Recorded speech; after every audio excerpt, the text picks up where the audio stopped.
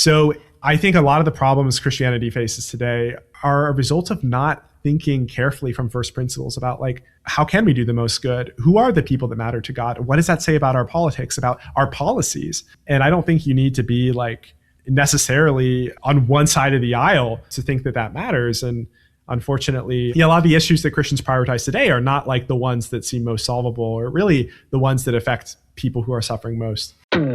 Welcome to Care More, Be Better, a podcast for people like you who care about the social impact of conscious companies and everyday heroes. Hear inspiring stories from those who put people and planet before profit and personal gain. You'll learn how you can make a difference, vote with your dollars, and get involved today. Here's your host, Corinna Bellizzi. Welcome to Care More, Be Better, the podcast where we explore the systems, stories, and ethical choices shaping our regenerative future. Many people genuinely want to help to respond to climate breakdown, global poverty, mass displacement, and systemic injustices. Yet they can feel paralyzed by the scale of suffering or uncertainty about what actually could help. JD Bauman, my guest today, argues that compassion alone isn't enough. In All the Lives You Can Change, he makes the case that love must be recipient-centered, evidence-informed, and willing to confront uncomfortable trade-offs. This conversation explores what it means to live an impact-driven life without reducing morality to spreadsheets or shrinking justice to partisan talking points.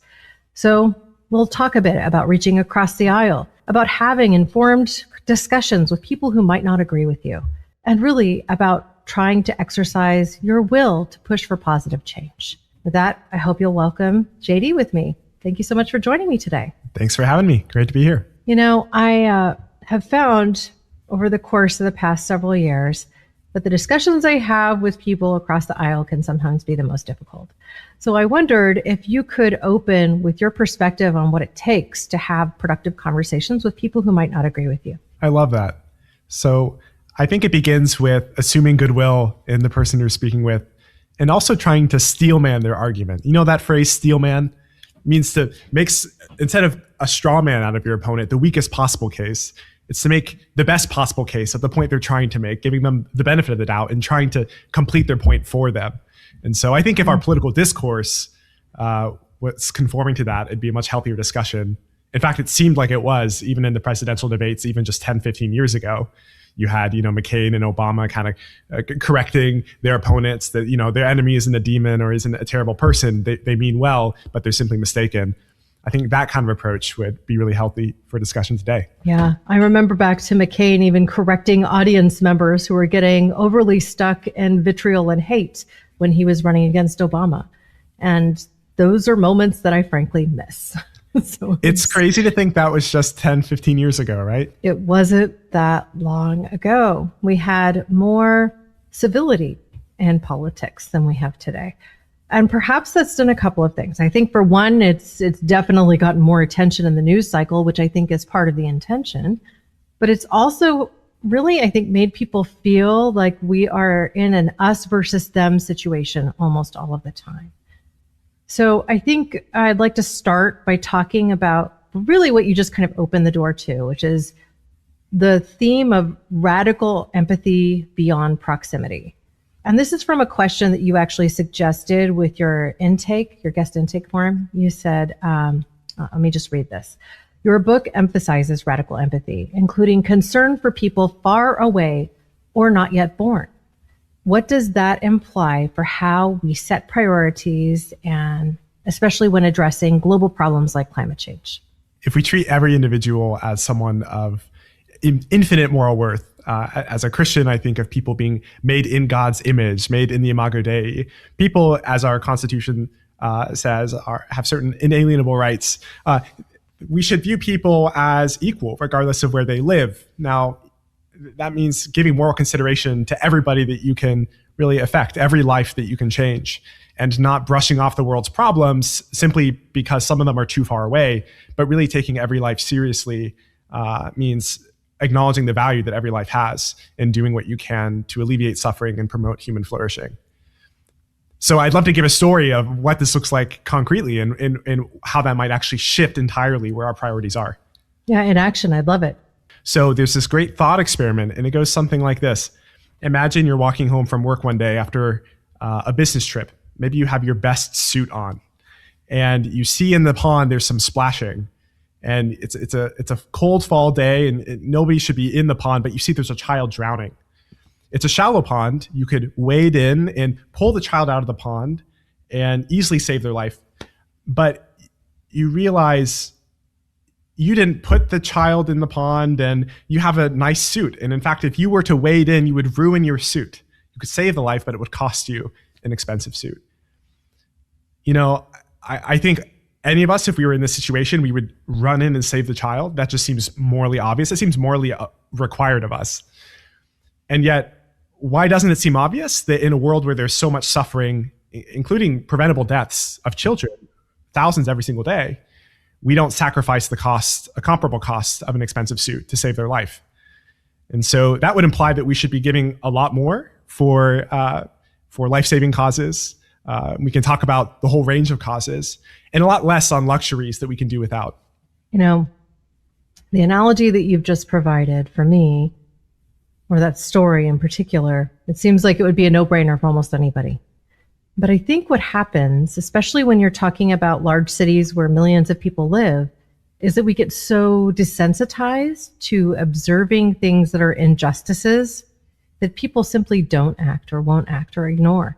I've been on subways and observed things happening that are ridiculous, like somebody being physically assaulted and many people just not intervening. It happened to me in Paris. Somebody decided that they wanted to basically sit next to me and start groping me on the subway. Most people ignored it. One man intervened. He grabbed the guy by his collar and said in French, which I do speak, so I understood, you're either getting off at the next stop or I'm getting you off at the next stop. One way or the other, he's off, right? Yeah. Now, it took courage to intervene. You don't know if somebody is armed. In Paris, it would be a knife or something to that effect. But people are crazy, and there is risk associated with intervention. And I think that is something that most of us understand, that there's always some sort of a risk. But when you know that there's right and then there's inaction, and that the action is right, then, the material shouldn't matter, right? The suit, the possibility of losing your purse or having to drop something expensive. Who cares in the grand scheme of things?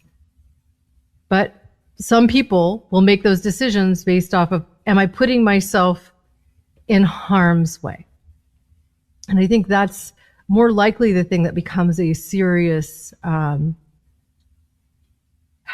it's like a deflector of action. It keeps us from moving as quickly as we might.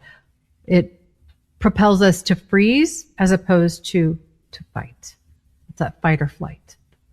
So I wonder if you have a perspective that perhaps is rooted in your Christian faith that helps people tackle that almost instinctual challenge that we face. I'm reminded of the Good Samaritan story, which is perhaps the most well-known of all Christian parables that Jesus gave. And for those who aren't familiar, I'll give a quick refresher, but I think it plays on this theme of flight or fight, or really how to respond in the case of deep suffering, right? You have somebody who's fallen by the wayside, and you have priests and Levites, people of their own tribe, who walk by and look the other way and don't provide for the one who's been beaten by robbers and left for dead. And then you have actually at the end a Samaritan who is traditionally a cultural enemy. This would be like somebody who was at extreme culture war, someone who wasn't willing in normal circumstances to even speak to you, coming over across the street to you, bandaging, in this case, the Samaritan's wounds, bringing him to an inn, paying to provide for this person's well-being, despite that person being an enemy. And it's much easier to be somebody who looks the other way and keeps walking. Much easier in New York City to see somebody who needs help and to just pretend like they don't exist. That kind of zombie feeling, right? I lived in Brooklyn for a couple of years. I know what it's like. Much harder to look at that person like a human being and to treat them like they are someone that you could have been had you been born maybe less fortunate. As a Christian, I think it comes down to these situations. They're not accidents. These are opportunities to acknowledge the image of God and the divine in our neighbor, and to really reaffirm our faith. Because faith isn't just sheer belief. Faith is action, right? Faith is acting on belief. And when our politics and our supposed beliefs in faith don't actually live up to that action in serving for the poor and marginalized, then we're actually just paralyzed, and we're maybe just blindly following everybody else instead of what it's all about. I'm really thinking about this concept of enemy, right? The Christian faith wouldn't have us look at the person that's on the other side of the aisle as an enemy. And yet so many who call themselves Christians today seem to really feel that way. I wonder if there was a bit of counsel that you might provide, perhaps from your book, that helps individuals identify when they're losing track of that really deeply rooted in Christ's teaching belief system. I think a lot of it comes down to partiality. So in our book, we talk about why is it that we might not be willing to save the life of a child who's drowning that we can help simply because that child is a sick child suffering from HIV in sub-Saharan Africa, right? What is it about that person that makes them less morally deserving? Where if they were in our neighborhood, we would drop everything to serve them. I think one relevant point here is this idea of partiality, this idea that we are partial to helping some people, not others. Sometimes this takes a form of tribalism, right? It's an us versus them mentality that actually eschews reason. It actually does not think about things independently and rationally, but actually blindly, ideologically takes sides in actions based on what others in their tribe are doing or their belief system are doing. In our book, we present a model of impartiality. And I think this is deeply Christian. Impartiality, treating each individual as equal, morally deserving, and of infinite value. We think this is how God sees us, right? God doesn't play favorites. In the person of Jesus, God shows love for those that we call enemy, and God even dies for those we might call enemy. If God would die for an enemy, how much more would he die for you? How much more would he love you? And how much more should you love those you call enemies, right? I think that actually begins, if we take that seriously, I think one implication of that is, of course, loving our enemy in our everyday discourse, loving the neighbor that has the opposite political view that makes us feel yucky when we see them. But it also means taking seriously the needs of people we might not ever meet, people that are just as loved by God and just as deserving morally. And I think that should shape our politics, that should shape our spending habits, that should shape our careers. Our book shows you what a life would look like if you staked it to a kind of radical commitment to impartiality, to recognizing the divine in every human being. Really, I think just leaning back on the fact that you're not here to judge, right? That's not your role. And I think we get used to judging, discernment, and othering. You know, they're not my problem, which is, I think it's a sad truth of modern society. As we get more global, we also get more insular at the same time. Now, I'd love to talk about statistics and the moral scene. This also comes from your list of suggested questions. You use the phrase, love thy statistics, which can feel jarring to people who associate love with the personal and relational. What are we missing if we reject scale altogether? So we live in a world where 600 million people, more than that actually, live under $2.20 a day, and where there's unimaginable tragedies happening, yes, at times within our borders, but oftentimes outside of our borders. I mean, the United States is a very privileged place. We forget that so much of the suffering we can prevent and so much of the good that we can do and the lives we can change are quite far away. Sometimes the best way to see the stories of those lives is through statistics. You know, some people think statistics is all about math. It's all about numbers and data for nerds and for economists. It's a dismal science. But really, statistics is about stories, right? You know, there's a saying often attributed to Stalin that the death of one person is a tragedy, but the death of a million is a statistic. Because we have this temptation to tune off, right? To tune out when a problem is too big or too remote or too technical to solve. But I think the death of a million people... Enter the world's climate change challenges, you know? Exactly. It gets too big and then we just alienate it. It's exactly where climate change comes in because, you know, the death of a million people that's not just a number. Like those are a million lives, just as important as yours is mine. And when you look at climate change, which is poised to hurt the most vulnerable among us, especially poor farmers living in low middle income countries, these are lives that matter. And they're not lives you're likely to encounter unless you're working in the field and traveling abroad. But these are people that matter. And that had you been born in a different family, these would be your brothers and sisters, your fathers, your children. And so loving your statistic means taking those lives seriously and being realistic about the problems of the world and the numbers that point us to where those problems are largest, where they're largest, but also where they're most solvable, where your resources, your time, your money can make the greatest difference, and also where it's especially neglected. Because some issues really are quite big and even solvable, but receive huge amounts of funding. And, maybe that's not where, one more dollar would have the greatest impact. I want to talk about this concept with reference to a big global problem that we're facing and will continue to face for the foreseeable future. And that is the Great Migration North. Part of the reason that so many people are migrating northward to Europe, the United States of America, and elsewhere is because of climate change. It's because of the fact that things are changing. It's getting warmer. Storms are getting worse in the tropics and things along these lines. Flooding, vast diseases spreading, things along these lines that, we've never really confronted before in modern era. COVID was just one example. We know the next pandemic is likely coming, right? It's just could be around the corner. So, whether it be something like an Ebola or something that's, still devastating but more manageable like COVID is kind of left to be said. We will combat global challenges. And one of the ways the United States is tackling this is by shutting down our borders and by pushing out the other, and especially recent immigrants from Latin America and African countries. What would you say to people as they confront these issues in the global scene, from a statistics basis, emotionality basis?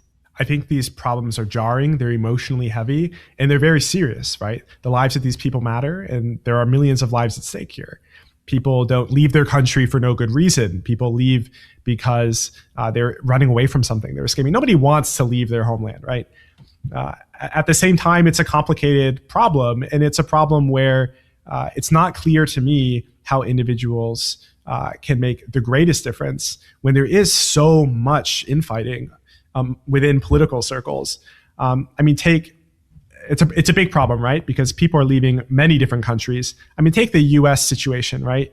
This is a situation where both sides of the aisle have very different views on this, have a difficulty coming to a consensus. I want to be able to say both that this is a really important problem that we should try to find some middle ground on, and also this might be a problem that is really big and important, but really not neglected and not very solvable for an individual. Because at the end of the day, the people that have the most influence on this problem are those sitting in Washington, with the reins of federal agencies in their hands.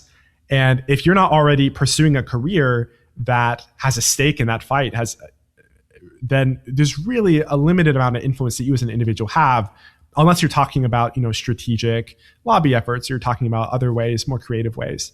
I think most people, beyond being a good neighbor to others in their communities, with a problem like this, one of the best ways to help those who would otherwise leave their country is to meet them where they're at and to provide for the poor wherever they are before they even get to our borders, right?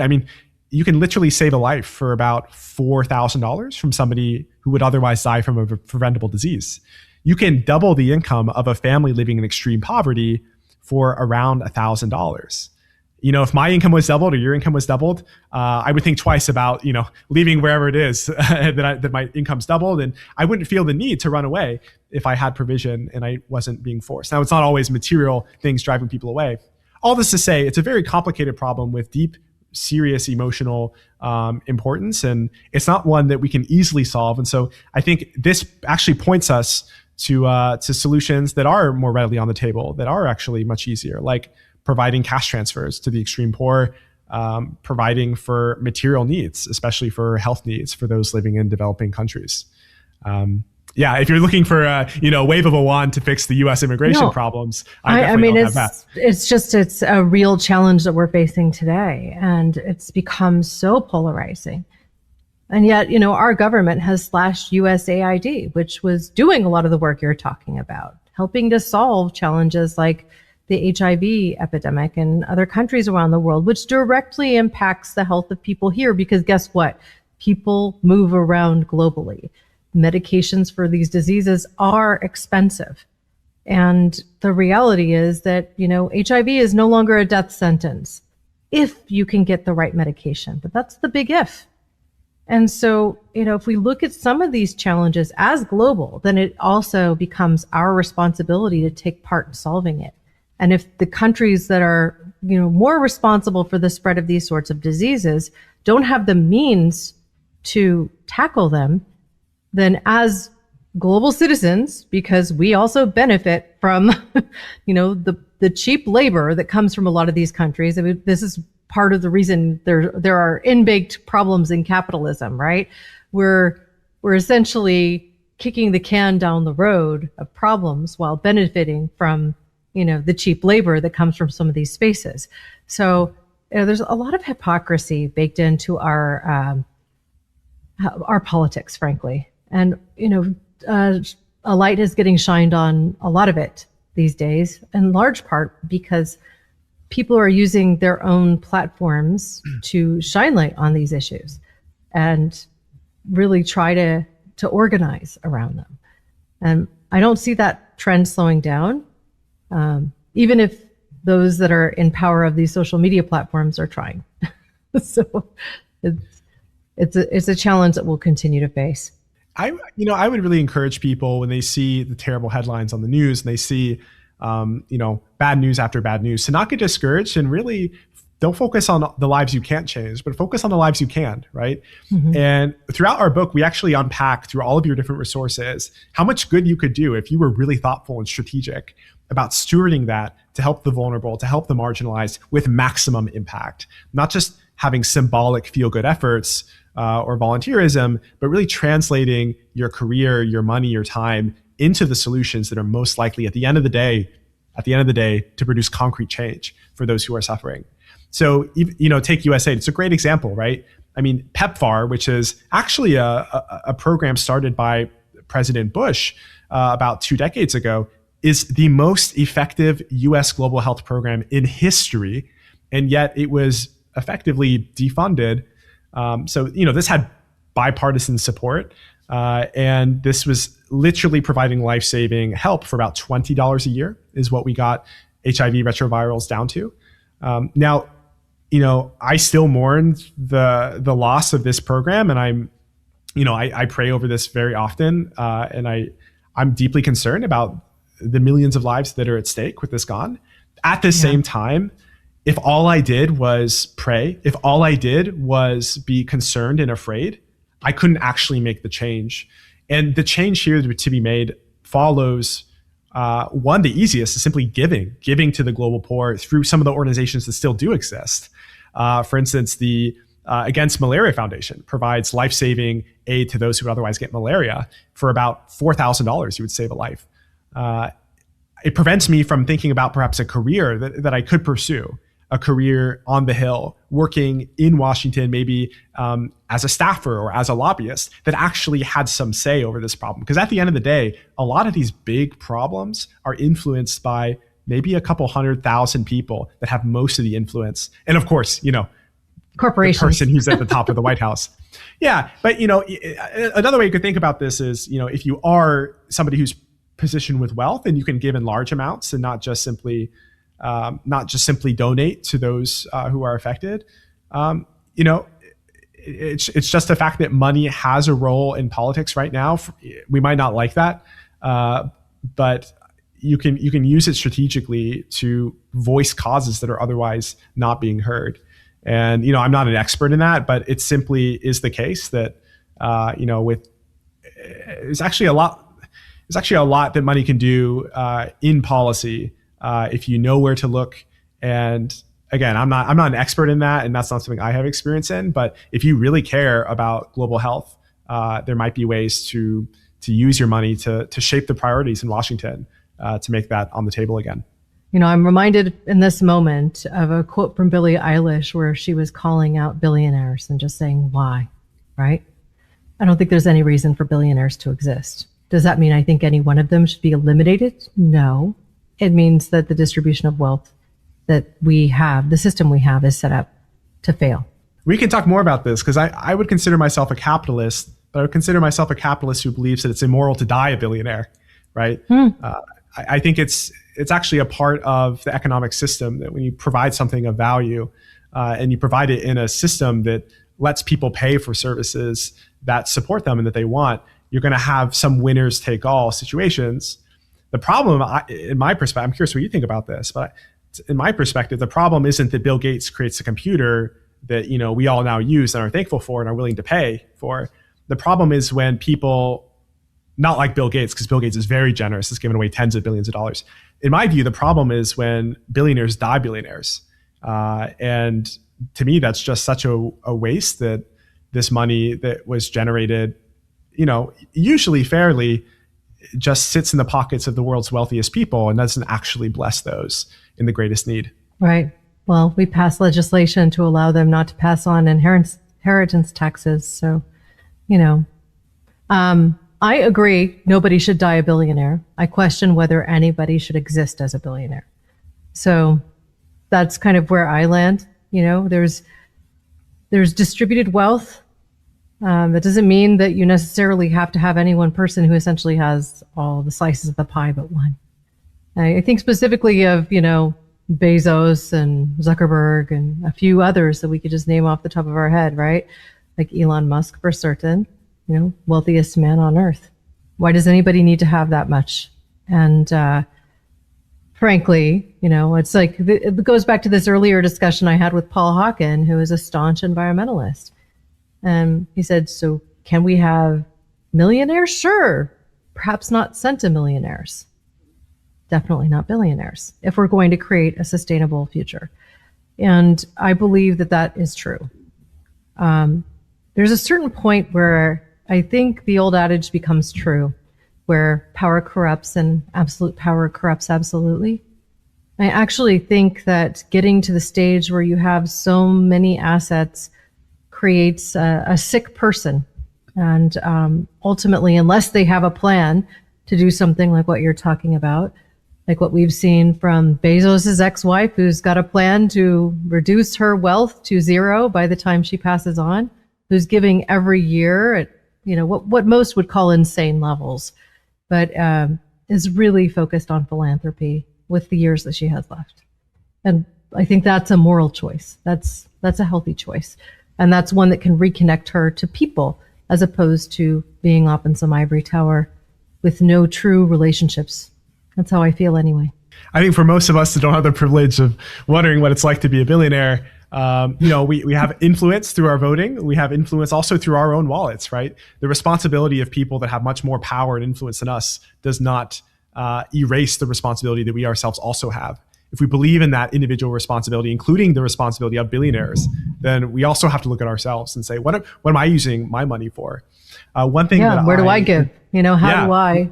And so one thing I really encourage people to do is to take a pledge to give 10% or more of your lifetime earnings to give to the most effective charities. Somebody earning 80 grand a year in the US, if you do that, you could literally save 2 lives every single year from a preventable disease. Over a lifetime, that's about 80 lives, 80 children. If there were 80 people in a bus hurtling off a cliff right now, and you sat around and waited for the billionaires to stop that bus, sure, if billionaires can stop that bus, they should. But if you have the rope in your hands also to pull back the bus, but it would cost you 10% of your income, and the billionaires aren't pulling the rope. You look back at the billionaires, you say, well, you're not pulling the rope. Well, the rope's in your hands now. The question is, are you gonna pull? Are you gonna make that sacrifice? So we really encourage in the book to focus on what you have and make a difference with that. And I think that's psychologically really healthy too. The most astounding thing about the billionaires to me is that wouldn't it make your life better to be generous? Because that's what the research shows, is that when people give away money, it actually makes them happier. It makes them more joyful. It's made me more joyful. once you achieve a certain level of living, I don't think this should surprise us. Like once you have a roof over your head, you have a car, you have provision for your family, you have healthcare, you have education. Like what more does the money buy you? And so, once you reach that like 80,000 or definitely around there, like that mark, at least for yourself, once you get more money, like, is that making you any happier? Wouldn't you be much more fulfilled and live a much more meaningful life knowing that you saved the bus full of children, knowing that your life contributed to something, even if day to day your work wasn't maximally meaningful, or even at the end of the day, the billionaires didn't make a choice? Yeah. Well, JD, I would have to agree with you in most areas of the United States, but I don't know if you're aware of this. I think $80,000 is about the poverty line in California, where I am. So it really depends on where you are and what cost of living is. There's this great calculator called How Rich Am I? And you can actually put in your income and your household size, and it will tell you what your, where you rank globally. So for instance, I'll do it right now. Maybe you can do it with me. Let's say it's a household of one adult with no children. Let's put a household annual income in, let's say we're not in California. Let's say we're in a median US state. I don't know, maybe like Indiana, somewhere in Indiana, Indianapolis, let's say, and your income is $60,000. You want to guess where that puts you globally in terms of income? No idea. It puts you in the top 2%. So if there's a room of 100 people, there'd only be one person wealthier than you in that room. Now, this doesn't mean we shouldn't pass any laws that influence the billionaires, but at the end of the day, it means that like we're incredibly blessed to be in a country that puts us, in the top 2% of wealth if we're on a US middle income. Well, I think what you're talking about is global numbers. In some cases, people are earning $3 a day. So it's different when you look at, what it costs to have rent, a car, a home in the United States. I think when you look at those numbers, you can look at them differently. I just don't want to set a false equivalency for people and have them feel like, oh, I'm earning $60,000 a year, I need to be able to donate $6,000 every year. When often they don't have enough money for a $400 emergency. I mean, all for saving for emergencies, but like this is actually adjusting for cost of living. So if you're living on $60,000 a year in the US and you're a single adult in an average US location, you are in the top 98, you're in the top 98%, like you rank 98th percentile. You're only 2% of people who are wealthier than you in the planet. Okay. What is the site again? Because I remain skeptical, but I will look at it. Sure. This is Giving What We Can, the How Rich Am I calculator. And this is based on data from the World Bank Poverty and Inequality. Also from Our World in Data. This is a division of University of Oxford that has produced a lot of resources on this. And it's really astounding, you wouldn't expect this to be true because, it feels normal to live on 60 grand a year in the US. Like it feels like in California, it feels like, you're scraping by, you're just making it by. And, in California, maybe instead of the top 2%, you're maybe in the top 5% globally if you adjust for cost of living, but you're still in the top 5%. Like you're still one of the wealthiest people alive. And that's today. I mean, in the history of humanity, most people lived on about $400 a year, about just over $1 a day. That didn't change until the mid 1800s. And so this position we find ourselves in of relative wealth, this is relatively new.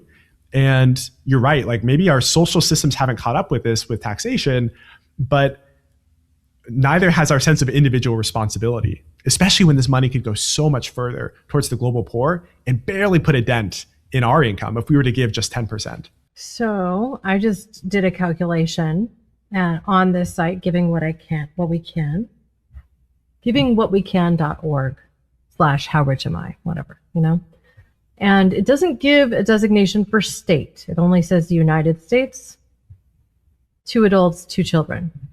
And I put in $250,000 a year, 250,000 for 2 adults, 2 children. And that puts you at top 2% in the world. But again, no adjustment for state, location, or anything like that. So I'm curious to see if what you're looking at is different from what I'm looking at. But $250,000 versus a single individual earning 60,000 also seems very different.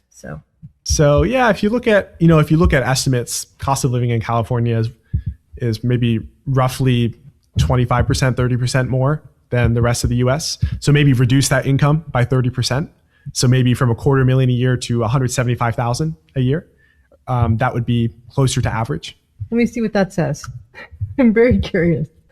Because I think in my area, living in Santa Cruz County, calculations are that to live comfortably, you need to earn close to $250,000 a year for 2 adults and 2 children. Childcare costs, everything else kind of compounds too. So, and comfortably is of course something that it would adjust depending on what you consider comfortable, right? And this still says richer than 96% of people in the world. And there's probably some truth to that because again, a lot of the world is living in what you would call abject poverty, dirt floors, no running water, things along these lines. And, when you consider the global south and how people live and access to resources, it's different. We know that if people were going to live the way Americans do, the global population is to live the way Americans do, we would need 4.5 to 5 Earths. Obviously, this way of living is not sustainable, right? Yeah. So, I don't think this should be that shocking. If you think, it's just objectively true and measured by every credible source, World Bank, every anti-poverty institute, that there's over 600 million people living at around $2 or less a day. Mm-hmm. And that's about 1/10 of the planet. And so that's actually adjusting for cost of living. So you imagine what it's like to live on $2.20 a day in the US. That's like the life of a homeless person living in very abject poverty. And that's the lived experience of 10% of human beings alive right now in terms of material standard of living. And so, when I think about that huge amount of need and that huge level of poverty, a middle class American lifestyle seems quite luxurious. It seems quite nice. I mean, it wasn't until actually about 200 years ago even that we started having families where the entire family didn't live and sleep in single bedrooms, where we had lifespans longer than 40 years on average, right? We've over doubled that, where we had technology that's simple and relatively inexpensive. I mean, it used to be you had to work for hours just to afford a single hour of light from a candle. And now, an hour of light from your kitchen ceiling might cost a couple of pennies. Now, that doesn't mean we shouldn't be conscious about the other costs of our resources, including, environmental or social costs. But at the same time, there's been tremendous progress in the West, but that hasn't been shared equally. That progress has not been shared equally. And fortunately, there's a huge middle class in the US, but unfortunately, relative to the rest of the world, there's hundreds of millions of people that have not shared in that growth. And those are individuals that you and I can help through our generosity, through our voice, through our voting, through our careers. If we take our book talks a lot about what are the careers that can actually make the greatest difference for those who are suffering most, whether in our country or globally. Yeah. I wonder too, if you could comment on responding to critics who might say that focusing on numbers like those we've just discussed dehumanizes suffering. Do we need to focus more on the stories as opposed to the numbers? If you're a fundraiser, you probably do need to focus on the story because people don't have the time to think about the numbers. But or they just automatically trend to skepticism the way I did at the beginning. Okay, you can't survive on $60,000 a year in California. Well, I think maybe I just want to validate your emotions. I know how you feel. I had a son about a year ago, and we pay $2,000 a month for daycare, which is average in our neighborhood here in for one DC child area. Double that and you have the California rate. It's absurd, right? It's so much money, and it's because actually there's a lot of economics around this. Apparently incomes in the DC area are really high, including for women, because the US government doesn't the US government pays mothers very well and has a lot of options for mother, and there's a lot of jobs that work well for mothers in our area. So mothers have a higher bargaining power to be able to afford, families have a higher bargaining power to afford daycare. And so it drives up prices. California's even higher prices, gosh. But, it's hard to get by as a one income household on 60 grand. You probably couldn't send your kid to daycare, but that's also anchoring on American standards. But I know the feeling, like as soon as you have a kid, Right. It's like, oh my gosh, No, let but us go it straight up. speaks to so many challenges we face, because like part of the bigger challenge, I think, comes from a cultural perspective where we've decentralized our families, right? We don't live, in the same home with the next generation, right? We don't have grandparents living in our spaces, very typically. So it doesn't become a cultural norm to have more family support because I live here, my dad lives 60 miles away, my mother-in-law lives 30 miles away, my mom lives 2 states away. So it's like you don't have that same kind of closely interconnected community that would provide a lot of the support needed to grow healthy individuals. And so what we end up doing is paying other people to help us grow healthy individuals while we can maintain a career and pay for the roof over our head and the future college or whatever else that might be coming, as well as saving for our own retirements, because there's so little faith that Social Security will even exist by the time that I am old enough to do so, right? So we don't have the same social supports of many countries. I think specifically of programs that you might see in places like France, where a clutch is normal, and these are government-funded basically daycares for kids, where you might pay a few $100s a month. That's your contribution towards your child being in full-time, really professional, education-driven preschool into their school years, right? And it sounds very nice. Yeah, part of their expectation of just what they do as a part of the French society, right? My wife is German, and she reminds me all the time that while we pay $2,000 a month now, if we were in Germany, we'd be paying like $200 a month, right? I mean, it's basically free. It's basically free at that point. It's part of your social programs. Like it's set up that way, and so you might feel like you're paying more in taxes, and you certainly are. But where the money goes is to where the most benefit can reach people. And I feel like that's the bigger problem that we need to tackle from a cultural perspective as well as from a governmental perspective.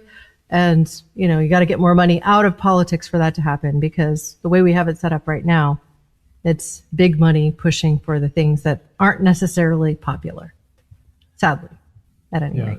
Now, I wanted to talk about selective morality and political Christianity. Many politically driven Christian movements focus intensely on a narrow set of moral issues.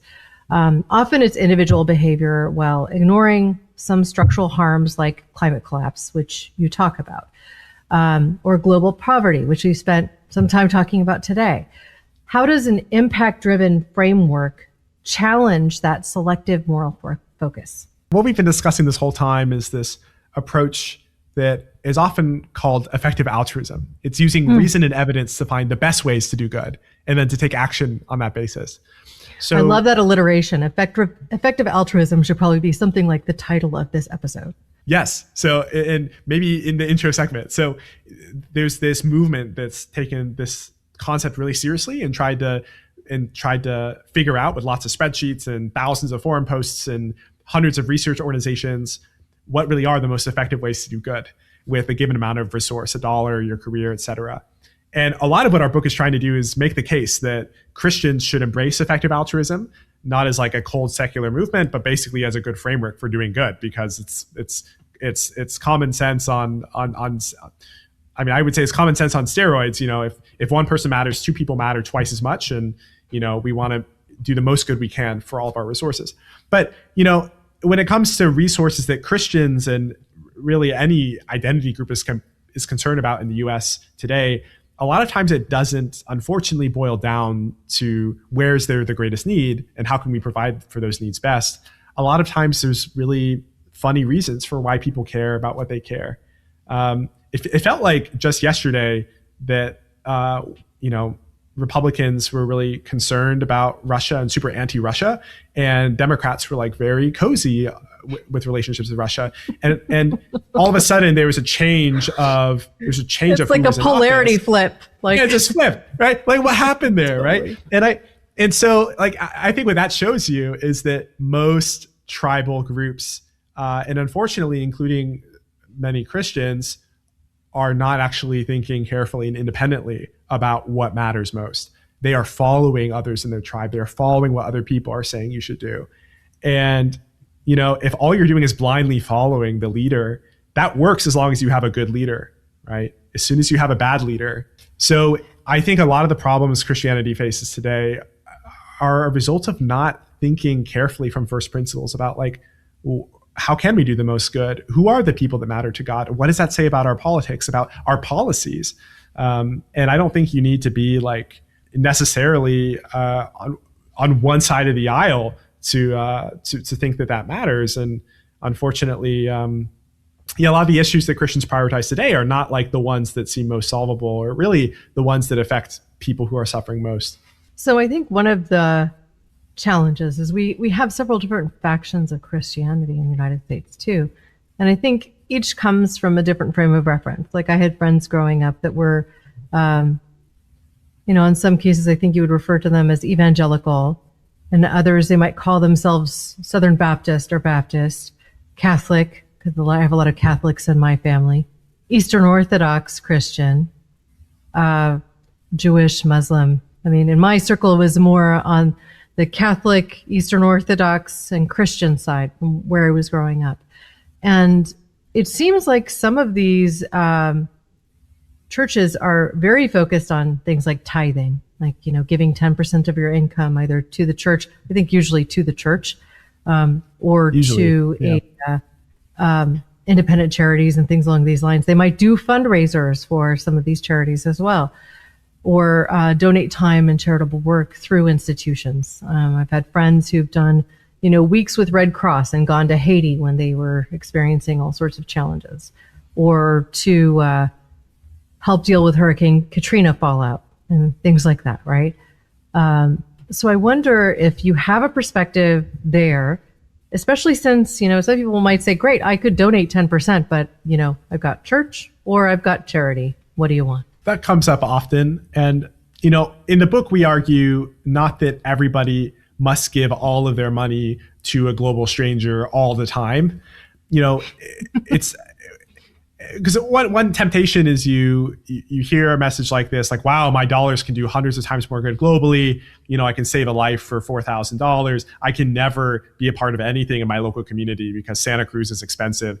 And so like, I can't even like buy my neighbor flowers on Valentine's Day, And I want to resist pick flowers that. For your neighbor on Valentine's Day. There you go. Yeah. So Valentine's Day is like a week after recording, or a few days after recording this. So maybe it won't be as timely when this comes out. But anyways, so we argue less that you should be maximally impartial, and more that we should move in the direction of impartiality. And so that means caring more about your global neighbor, giving more globally, and less on, the institutions in your local neighborhood, whether that's the art museum or maybe even the local church that is already really well funded. Because frankly, Christians in the US give hundreds of billions of dollars a year, and 96% of Christian donated dollars, some estimates say, stay within the US. So it's pretty circular, and it doesn't make a lot of sense if you believe that God's purposes for the world and God's love for the world extends beyond the United States. So, it's actually in the New Testament, no requirement to give 10% to your local church. There is a requirement to love God and to love your neighbor. And so you ask the question, okay, who is my neighbor? You get the Good Samaritan story. It's actually, the enemy, the foreigner, the person you're not supposed to associate with. A lot of those people, they might be your political neighbors in your hometown, but they might also just be people in other countries that you don't want coming to your country, right? That's, I think, a very valid reading of the text. So I would, is it a bad thing to give to your church? Of course not. Is it a bad thing to give to your local museum? Of course not. Is that the most good you can do?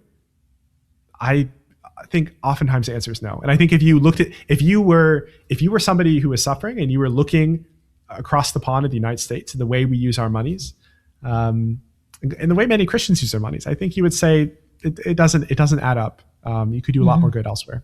So, well, I made the choice with this podcast for 2025 to select a charity to work with to plant trees for every new subscriber to the show, be it on email or YouTube or Apple Podcasts or wherever. And I planted something like 40,000 trees last year. That's a lot of trees. The reason I was able to do more good is because I wasn't necessarily planting them in the United States or Canada.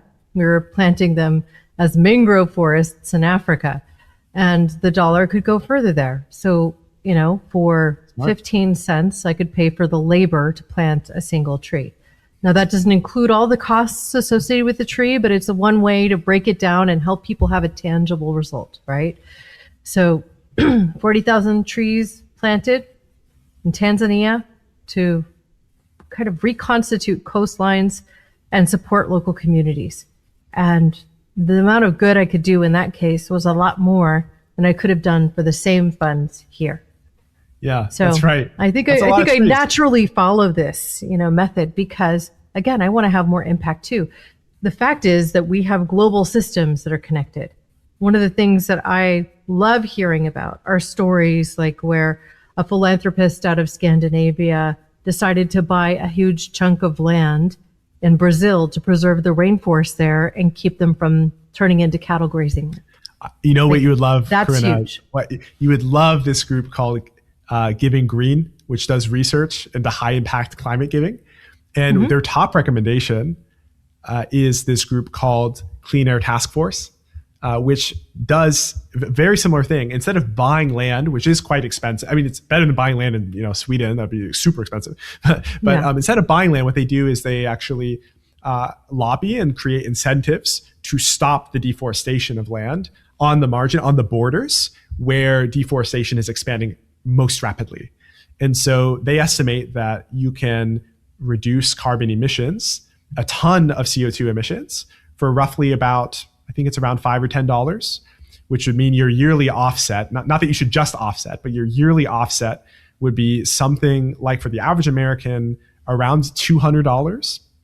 And so money is really powerful if you use it the right way and you put it towards the right causes. Planting trees sounds good. The difference between impact of different charities is actually really quite large. And so I'd really encourage listeners, if you're interested in this, check out evaluators that have done thousands of hours of research. Giving Green has done this for climate. Another called Founders Pledge helps billionaires and people who are really wealthy give that money away effectively so that you don't die a billionaire. Founders Pledge also found Clean Air Task Force as a number one charity, along with a few other charities. So money really does matter quite a lot, even more than lifestyle. That's one of the arguments we make in the book, is that while it's good to embrace sustainable lifestyle, if you compare somebody who's living a sustainable lifestyle who isn't giving with somebody who's living an average lifestyle and is giving effectively, it's actually the giving effectively that has way more impact in the long run. I love the concept of giving to get. You give to get a sense of clarity. You give to feel good. And giving your time, your energy, and your effort is also very important. I think it's really important to volunteer in local communities. I do that in a variety of ways. Hosting this podcast in a way is me volunteering. Any proceeds I get from the show, I donate. That's one of the things. I mean, I've just started monetizing now at almost 300 episodes, right? So way to go. My hope is always to have it make a little more so that I can pay for more good. And up until now, I've been just paying to produce it without seeing any dollars coming in. So it's been a big part of my giving back. Are you open to taking a pledge of a certain percentage of your lifetime income to give to effective climate charities? I think I've already done that. You made a pledge, not just this year, but ongoing for the rest of your life? I've been donating for years to all sorts of different climate charities. So yeah, I think I've already done that. Well, keep it up. It sounds like a great thing to keep doing. Yeah. I mean, right now I'm also paying for tuition, so I have a little bit less to give, but I keep heading in that direction. I continue to, yes. So it's good. It's good to create a pledge like that and to retain commitment. But every year I select a charity that I'm working with. And right now it's actually the institution I'm learning from at Prescott College. So they're in their 60th anniversary year, and they are very focused on creating the next generation of leaders who are sustainably rooted and who care about education. So I think that's a really important service. A lot of institutions are under threat with having lost a lot of funding these last few years. So it's just a reality. This last year more than. Now I'm looking to where we can wrap this conversation up because I get the sense we could just keep talking forever. So if someone listening wants to truly live an impact-driven life but feels overwhelmed by climate collapse and global injustice, what do you believe is one step that they can take this year right now? I have a feeling you're going to talk about a climate pledge or a pledge, Actually, but I'll let you take the floor. I'm talking about my book. This is All the Lives please. You Can Change. You can order this where books are found. You can get a digital copy if you want to save the trees. But we talk about this very question and how you can make it actionable in your life. It's coming out April 28th, All the Lives You Can Change. But yeah, I would encourage, if you could only do one thing, I would encourage listeners to take a giving pledge. Take a 10% pledge of your lifetime income. Now, you can do more than that, right? You can do a lot more than that. And there's nothing stopping you. But it takes just $200 or $300 of effective giving to neutralize your climate emissions. Why stop there? Why not do much more good? Why not literally save the lives of dozens of children? Why not literally change the world? Not for every single life, but all the lives you can change, right? Don't focus on the problems in politics you can't change, but focus on the lives you can change. At the end of my life, when I look back on the things I built with my time, with my money, sure, I'm going to be hopefully happy I lived in a comfortable home and raised a family and did things that were meaningful and that I enjoyed and volunteered locally. But I think I'm going to have an incredible amount of joy knowing that there were people whose lives wouldn't have existed if I hadn't made some act of generosity, and that I could be a part of that. Or that there were people whose homes were not destroyed from climate change or from some disaster because my finances were put to good use. And you can have that kind of an impact and legacy with literally just donating 10% of your income. So I'd really encourage listeners who can't get the book or who can to take a 10% pledge, especially through Giving What We Can. That's a community of over 10,000 people who've done this and who talk about how to do this effectively. So Giving What We Can also vets charities. I've used things like Charity Navigator in my time. Do you have other resources you'd like to mention as we prepare to wrap? So I like Charity Navigators. I know their CEO. They have a section called Saving Lives at the Lowest Cost, which actually looks at this real evaluation, not just looking at overhead, but looking at outcomes, real concrete change. I also recommend GiveWell. GiveWell does over 70,000 hours of charity evaluation every single year. This is the best of the best. This organization has like over 100 people whose full-time job it is to support and to further the research into what charities individuals like you and me who aren't billionaires can give to have the greatest impact. That's where this $4,000 to save a life number comes from. That's where this 100 times cheaper to save a life or to do good number comes from. And wholeheartedly recommend, GiveWell. Awesome. I love that. I will also say you can vote with your dollars by buying products that are associated with some of these efforts. One that I follow in my industry is Vitamin Angels, and their role is to make sure that they're ending basically infant mortality around the globe. That's what their focus is. Oh, nice. And they started by just making sure. Yeah, they got started with just vitamin A, but they do more than that now. So they were giving vitamin A to pregnant women and to their babies at various stages of life, just to ensure that they got the root of what they needed, because their diets were often so depleted in this particular nutrient that children weren't even able to walk, like they didn't develop strong enough bones really to be able to walk.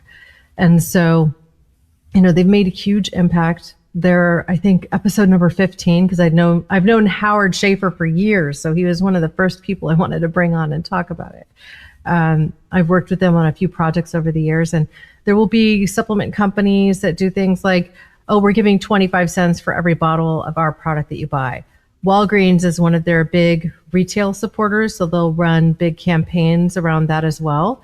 And there are others where you can really just vote with your dollars too, where you can continue to make impact along the way. And so I encourage people to look at campaigns like that and get behind companies that they know to be doing good work. Vitamin A, very important. One of the top recommended charities, actually, from GiveWell is Helen Keller International. And their whole thing is vitamin A distribution. So that's one of the most effective interventions you could do globally. Yeah, it's not very costly. That's like part of why it makes it so impactful, right? And because it's a fat-soluble vitamin, you don't have to necessarily give the intervention daily, because one of the concerns when you just throw a supplement bottle at somebody is they may or may not take it. So they would do live intervention as well, which I think is really helpful. JD, thank you so much for joining me today. Thank you. I really It was a think pleasure. that you've helped me to talk honestly about care, not just as intention, but as a responsibility. And I think that's really important, frankly. Yes, great to be here. And thank you everyone for listening. Would be happy to connect. Feel free to reach out. To learn more, we'll link to Christians for Impact and all the lives you can change in the show notes. As always, Care More Be Better is proud to support our cause partner. This year, we're leaning into higher education with Prescott College as our cause partner. This is their 60th anniversary, and from the very beginning, Prescott College is focused on advancing regenerative education, building experiential learning that pushes the envelope of what higher education can actually do. They are a college that's dedicated to protecting our precious natural resources and the more than human realm. They advocate for complete regenerative systems change along the way. If you have the means, I encourage you to make a donation to support their work. And as always, when we care more, we can be better. And we can even turn moral clarity into action that truly changes lives for the better. You might even save a few lives along the way. Thank you. Thanks for listening to Care More, Be Better, a podcast for social good. To make sure you never miss an episode, subscribe, rate, and review wherever you listen to podcasts, and share with your friends to help us reach more people and spread more social good.